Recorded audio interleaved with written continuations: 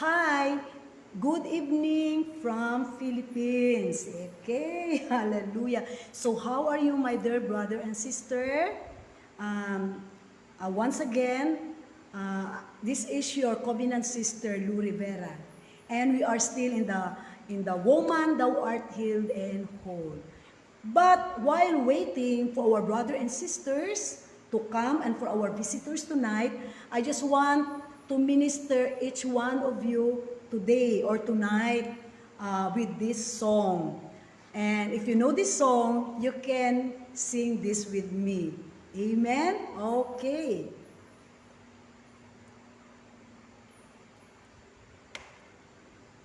Hallelujah.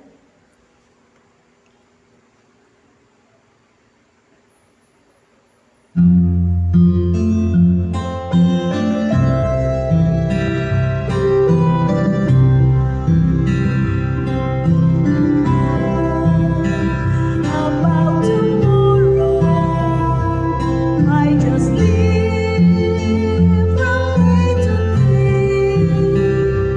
I don't know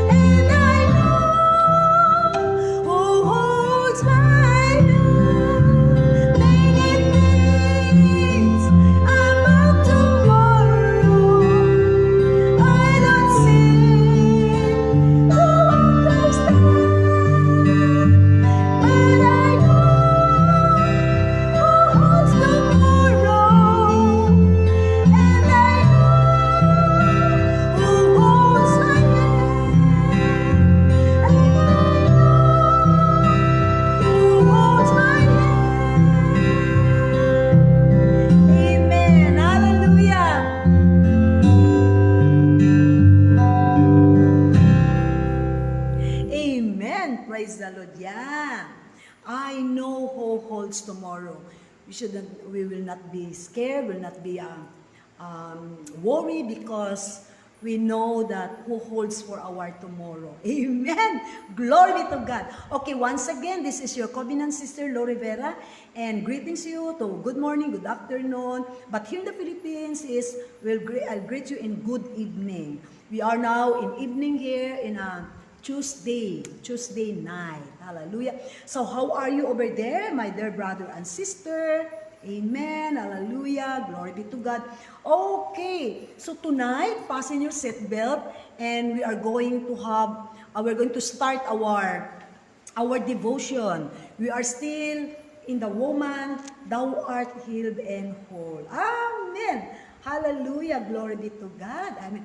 And if you are there na, just please let me know that you are there. Just comment, just say hi, hello over there. Amen. Hallelujah. Glory be to God. Okay, so our theme tonight is God promised to restore you, and He will. Yes, amen. He will. So, He says this, He restoreth my soul. If you have your Bibles with you, in the book of Psalm, it's a very short verse.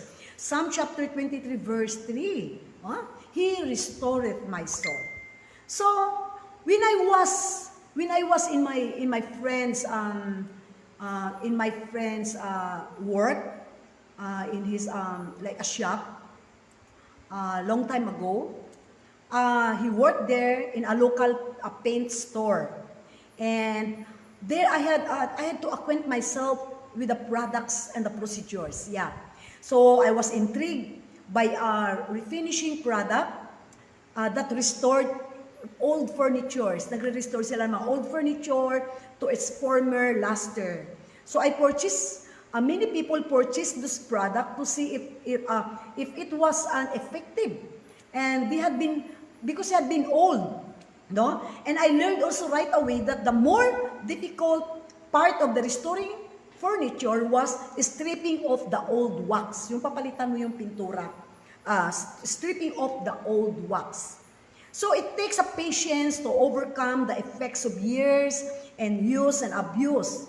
So if you are not committed to getting back what you had, what you once had, you could easily decide that the process is impossible. Yeah, the process is impossible. Nevertheless, I assure you that it is not impossible.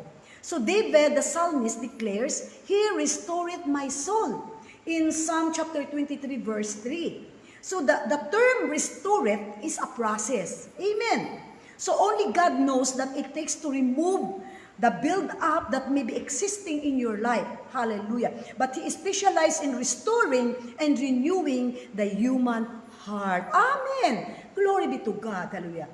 And, okay, in Ruth chapter 4, verses 14 to 15, it says here, And the woman said unto Naomi, Blessed be the Lord, which had not left thee this day without a kinsman, that his name may be famous in Israel, and he shall be unto thee a restorer of thy life, and a nourisher of thine old age, for thy daughter-in-law, which loveth thee, which is better to thee than 7 sons, hath borne him.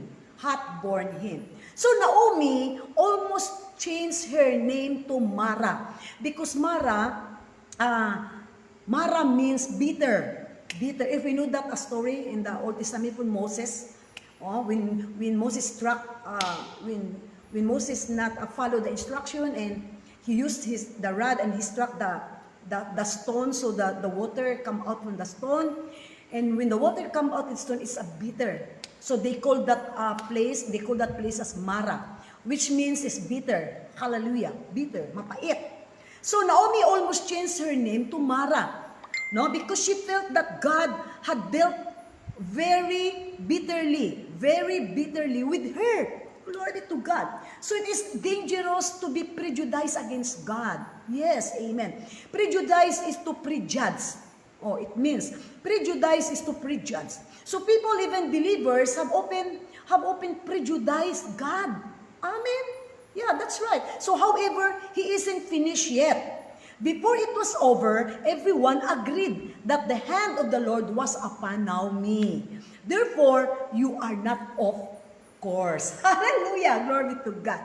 So for your healing journey, trust God to see you through days that may be different from the ones you encountered earlier, where you are being challenged with the silent struggle of winter. I believe that most painful experience is to look backward, yes, and have to stay into the cold face of regret. Yeah, that's right. Hallelujah. So many people have thought, no, that I wonder how things would have been had I not made this decision or that one. Hallelujah. So to realize that you have been the victim and the assailant in your own life may be difficult to accept. Hallelujah. Especially because most of those dilemma are birthed through through the womb of your own decisions. That's right. Hallelujah. So admittedly, there are those who inadvertently crush into circumstances that stripped them, hallelujah, that stripped them, wounded them, and left them feeling like the victim on the Jericho road, hallelujah, in Luke chapter 10, verse 30, glory to God. So, no matter which case best describes your current situation, first pause and thank God, hallelujah, that like Naomi, in spite of the tragedies of youth, it is a miracle that you survive. Amen. The solemn chill of former days. Your present should be a praise. Hallelujah. Look over your shoulder and see what could have been. So, has God dealt with you bitterly? I think not. Glory be to God. Hallelujah. Praise God. Glory to God. Amen. That's why in Woman Thou Art Healed and Whole, here we experience the freedom from the pain of your past. Glory be to God. You know, brother and sister, it's already rainy season here in the Philippines. And now, it's also raining now. That's why we start earlier. And it's like that I'm not prolong. Will stay long here because I'm waiting for because the rain, if the rain will really fall down hard, our electricity will be, and our Wi-Fi and everything. So really, I'm worried that we cannot finish our devotion.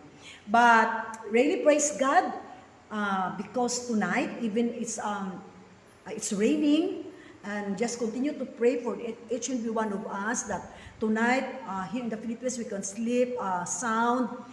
God will really protect us, and also for you there guys in each country, you are mourning now, you are very busy going to your work. Hallelujah. Continue to pray for God's protection. Amen. And also continue to pray for us, continue to pray for our ministry, for the mission and everything. Praise the Lord. And our devotion for the Woman Thou Art Healed and Whole, it will be unloaded, this one, transferred to my YouTube channel. I have a YouTube channel, it's Reverend Malu Rivera. You just click that. If you see that YouTube channel, you just click that and you are there in my YouTube channel. So lots of our journey, of our devotional journey, that you don't, lots of you did not watch this devotion. Just go in my YouTube channel and it's complete over there. Hallelujah! Glory be to God. Amen! Praise the Lord! Hallelujah. Okay. So for our prayer tonight, amen. Just bow our heads and close our eyes. Hallelujah. Praise God. Hallelujah. Thank you, Father. Thank you, Jesus. Our Father in heaven, Lord, we bow before you, Father, our great and glorious King. This world gives no weight to you, Father, but we draw to you in worship. All power and authority belongs to you, God. And we thank you that you have chosen to establish your kingdom. Lord, continue to pray, Father God, to continue to bless each and every one of us, Lord. Tonight, oh God, continue to pray for women out there, for continue, Lord, to strengthen us and for keeping us keeping us healthy, Father God, and keeping us as safe, Lord, in your hands. Thank you, Father God, that we can be healed and whole as women, Father God. We give all the praises and thanksgiving to you. Thank you, Father. This all we pray in the most precious name of our Lord Jesus Christ, the author and the finisher of our faith. This all we pray. Amen. Hallelujah. Praise the Lord. Amen. Glory to God. Okay, once again, good evening po. Hallelujah. Once again, this is your covenant sister, Lo Rivera. It's time to be to bye-bye. Hugs and kisses. Bye-bye. Love you guys. See you again tomorrow. Bye-bye.